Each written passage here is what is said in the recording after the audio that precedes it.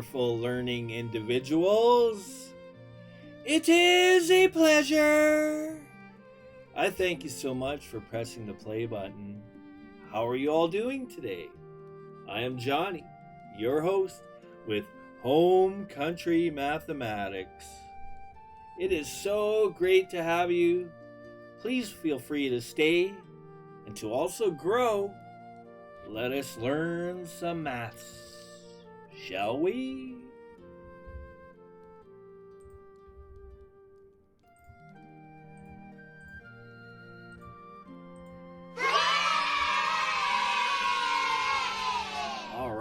All right. It's great to have you all. Thank you for being here. We are continuing on Chapter 1-2, Order of Operations.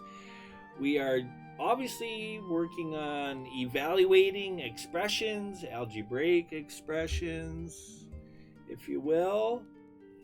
And now we are on to substitution. What is substitution? What is substitution, you may ask?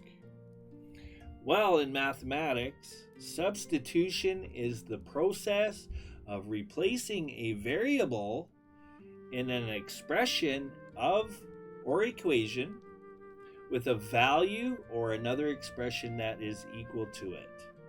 It is a fundamental technique and used to simplify problems, solve for unknown values, and evaluate equations. Let's practice. Let's do some. All right. Okay. So, let's do some examples so that we can get better at this, okay? Now, typically when you in your mathematics book or on an exam or whichever, you will be given what are called knowns or givens.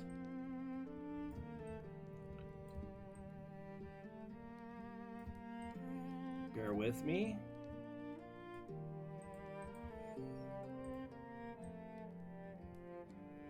Okay, and these are as follows.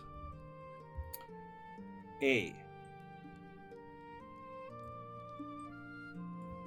It's equal to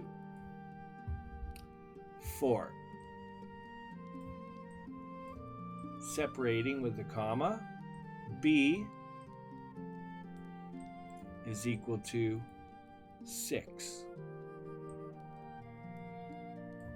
And C, it is equal to 8. Okay? Those are called knowns or givens. All right, let's write an algebraic or an algebra type expression. 8 B subtract A. Okay, what is the idea or concept? Well, it's pretty easy actually. So here's our expression. And basically wherever you see a B or a variable B, you substitute the number 6. Okay? Same thing with the letter A. We substitute the number 4. Now there's no C in this equation. Sometimes you will be given more algebraic expressions. These are the knowns or the givens that you use for substitution. All right, let's do this. Let's substitute. 8. Now, whenever you see a variable beside a whole number, such as this means multiplication. Okay, so we look for B. B is 6. Therefore, we substitute the number 6 into our equation. This is 8 times b. Subtracting a, which is 4. All right, there we go. That's substitution. Now, quickly, it is highly recommended that you study, memorize your multiplication and or times table. I recommend this because you'll be able to solve any and all of your mathematical problems quickly, effectively, efficiently. In regards to, it could be anything in regards to factoring fractions or substitution, multiplying two whole numbers together. You'll be able to quickly answer those and find those numbers or values that you need quickly. All right, we all support you, and good luck on your studies. All right, let's continue. Now looking, I guess I could quickly look. What is 8 times 6? I could look at the 6. This would be row, or I could look at the 8th row. If I use the 6th row, I'm looking for 8. If I look at the 8th row, I'm looking for 6. Therefore, 8 times 6 is 48. Okay, it's still BODMAS, PEMDAS rules. All we have here in this is there's no brackets. There really isn't. Brackets mean if I had, let's say, brackets on the outside of this. Okay? Yes, there are parentheses in that, but this is inferred multiplication. Okay? So we're basically jumping right to step 2, division and or multiplication. You could easily look at this as a left-hand side and a right-hand side. So we solve the left-hand side. We still have to subtract. The right-hand side, nothing's being done. It's just a number. Okay? There we go. So solving it quickly, if we take 4 away from 8, we know that 4 is half of 8. So our answer is 44.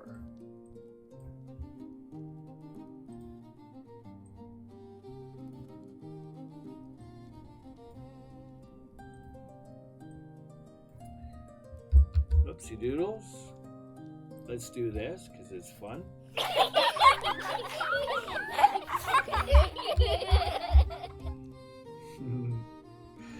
Awesome.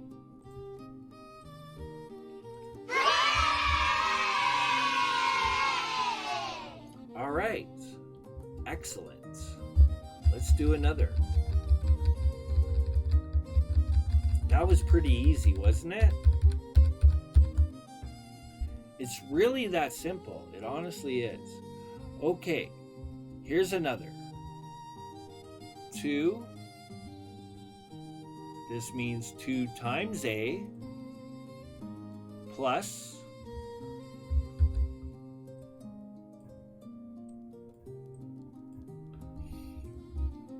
brackets b squared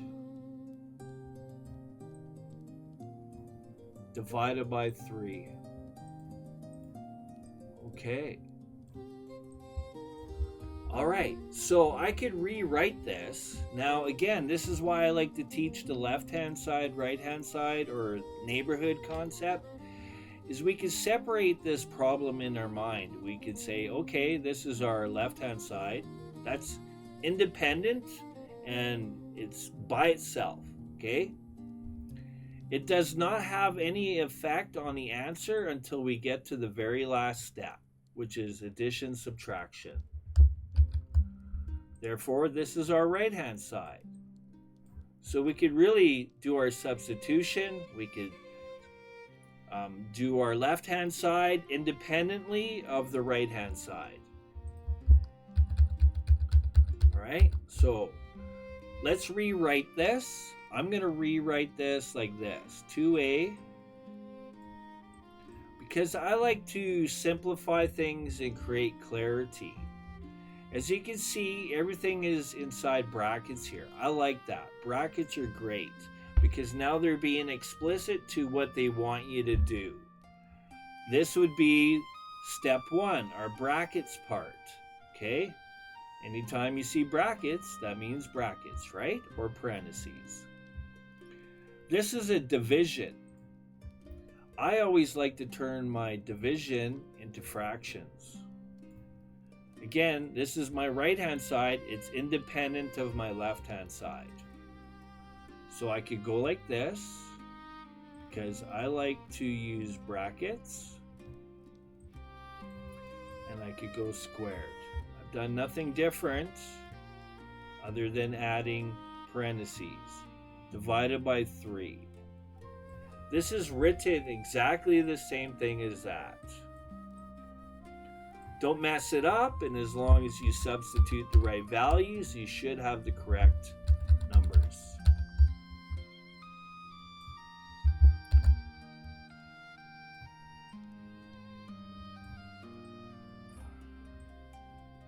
I'm not really a fan of mouse writing, honestly.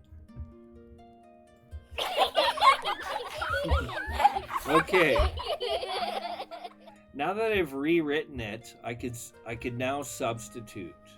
This is for clarity, okay? 2 multiplied by a. So wherever you see an a, substitute 4.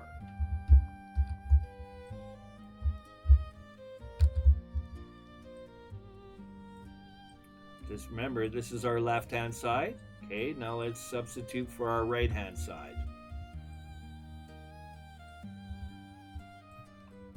B squared. What is b? B is 6. So I can continue using parentheses. I like to do this especially with exponents. And our denominator is unchanged. Okay, there we go. So, again, I can independently work on the left-hand side and independently work on the right-hand side. Again, this is our very last step, so it's okay to do this. So, I have 2 times 4 is 8, plus we still have to finish our right-hand side. It's not finished or complete. 6 squared means 6 times 6. That one rhymes. 6 times 6 is 36.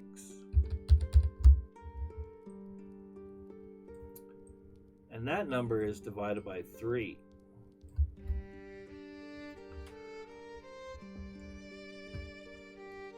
I might be able to squeeze it down in here. 8. This is the part where you have to have your times table memorized, right? Because now you have to figure out what number times 3 gives me 36. Well, bringing this up, I have a 12s row. Normally people memorize up to the 10s. But if you've done really well on the 10s, then why not move up to the 12s? So 12, so we're looking for 36, right? That means 12 times 3 is 36. Okay? So therefore, 36, that's our missing number, right?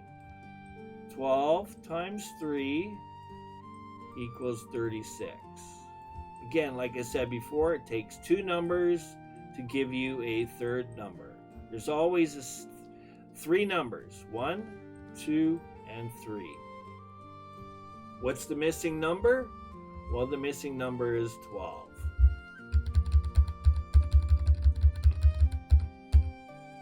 So it's going to be 8 plus 12. Our final answer, quick addition, 8 and 2, right? You have that memorized. 5 and 5, 6 and 4, they all, All these numbers, right, add up to 10. Okay, so I can still go 8 and 2 is 10, but it's plus another 10, right? Which is 20. 5 and 5, 6 and 4, 7 and 3, 8 and 2, 9 and 1. Quick addition.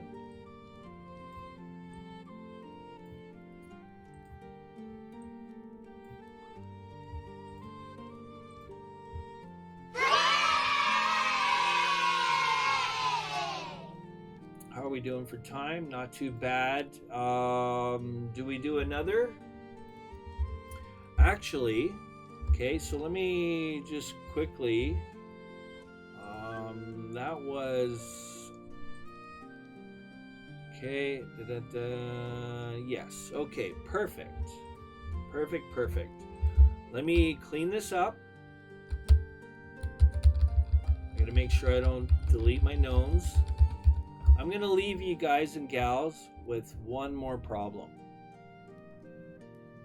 Okay, B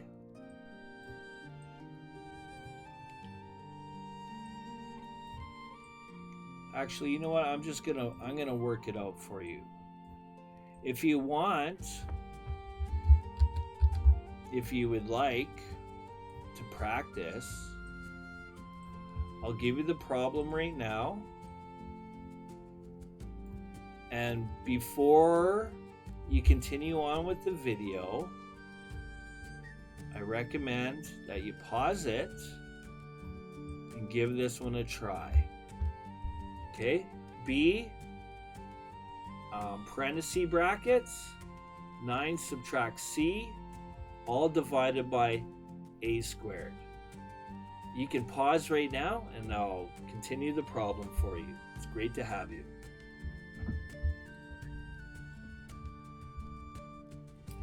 Okay, let's continue on with our substitution.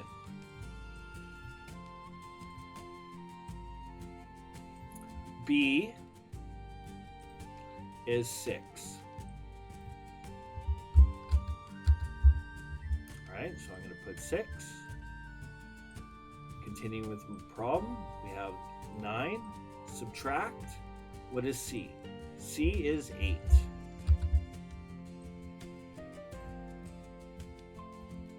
Closing bracket, A squared. I like to use parentheses whenever I have exponent type problems. A is 4.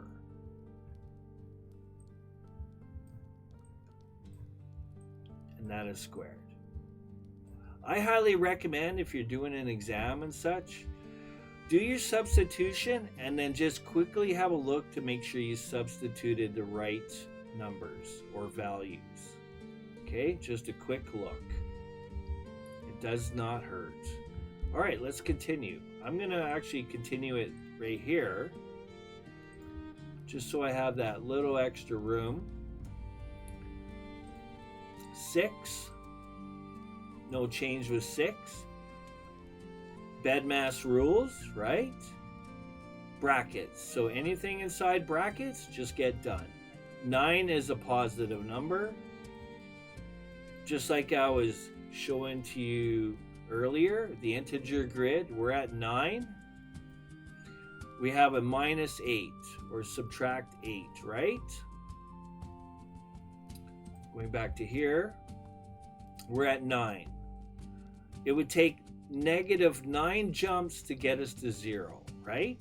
But we only have 8, so that's why our number is 1, our answer is 1, and it's positive. You can look at these numbers and go, okay, 9 is a positive, 8 is a negative. We need at least negative 9 to make it 0, right? So I know my answer is going to be a positive 1. Because 9 is greater than 8. What is 4 squared? 4 squared means 4 times 4. 4 times 4 is 16.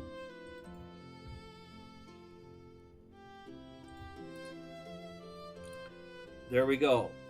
So, quickly to mention, you can do your numerator separately from your denominator because, like I said before, the division symbol is a separator. Let's see if I can find that. I don't know if I can find it, but there was a mention of that. But yes, you can look at, that's why I like using the division symbol or turning my algebraic problems into fraction form, because it creates that fence, right? There's a neighbor up here and a neighbor down here, right? We can have a neighborhood here, we could have a neighborhood here, we could have a neighborhood here, we could have a neighborhood here, right? Doesn't matter if it's left or right or above or below. Okay, therefore we have, I'm going to bring the problem right to here. We have 6 times 1 is 6, all divided by 16. This is another reason why I suggest you have the times table memorized, so that you can find that common number, right? Looking at our numerator and our denominator, right?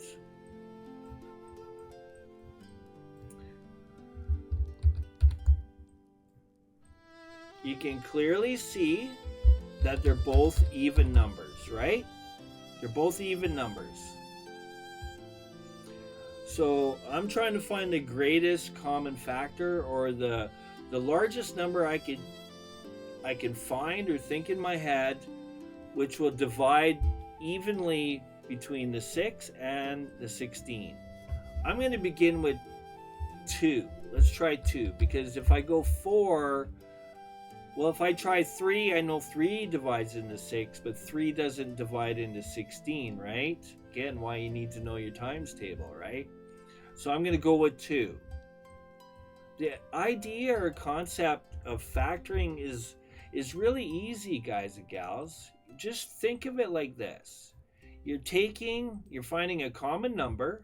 I've made the decision that my common number is going to be 2, because I know both 6 and 16 can be divided by 2. Correct? What we're doing here when we're factoring, we're just taking the number we have here and making it 2 numbers. We're taking the number that we have here and making it 2 numbers. So what times 2 gives us 6? Well, that's 3.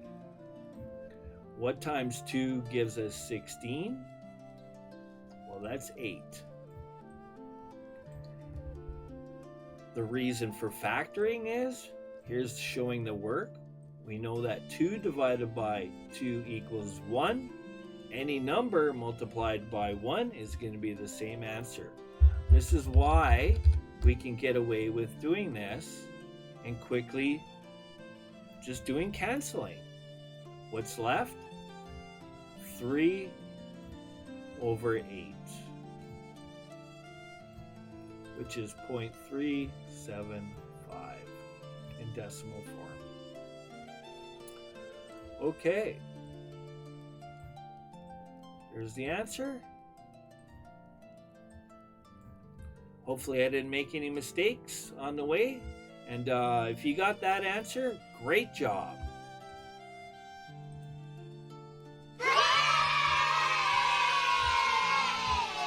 I'm going to leave it at that. Stay tuned. Thank you for watching. It's great to have you. Thank you for learning along. I'm Johnny. We will see you in the next video, and take care.